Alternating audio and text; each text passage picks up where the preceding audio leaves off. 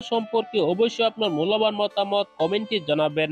দর্শক, বাংলাদেশের আগামী জাতীয় সংসদ নির্বাচনকে কেন্দ্র করে একের পর এক বার্তা দিয়ে আসছে যুক্তরাষ্ট্র। অবাধ, সুষ্ঠু, নিরপেক্ষ একটি নির্বাচন করতে হবে আওয়ামী লীগ সরকারকে। তা না হলে কিন্তু তারা ভিসা নীতি প্রয়োগ করবে বাংলাদেশ আওয়ামী লীগের ওপর। এমনকি যারা যারা ভোট চুরি করবে, যারা যারা ভোট চুরির জন্য দায়ী থাকবে, এরকম ব্যক্তিদের উপর নিষেধাজ্ঞা প্রয়োগ করবে।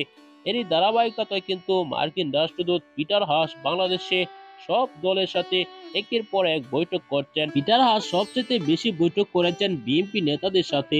সেজন্য কিন্তু আওয়ামী লীগ ভাবছে যে তাদেরকে সরানোর জন্য পিটার হাস ষড়যন্ত্র করছে। সেজন্যই পিটার হাসের সূত্র হয়ে দাঁড়িয়েছেন আওয়ামী লীগ। আওয়ামী লীগ একের পর এক হুঁশিয়ারি বার্তা দিচ্ছে পিটার হাসকে। কয়েকদিন আগে আমরা শুনেছি পিটার হাসকে দেশ থেকে তাড়িয়ে দেওয়ার হুমকি দিয়েছেন। অবশেষে তাকে পিটানোর হুমকি দিয়েছেন আওয়ামী লীগের এক নেতা।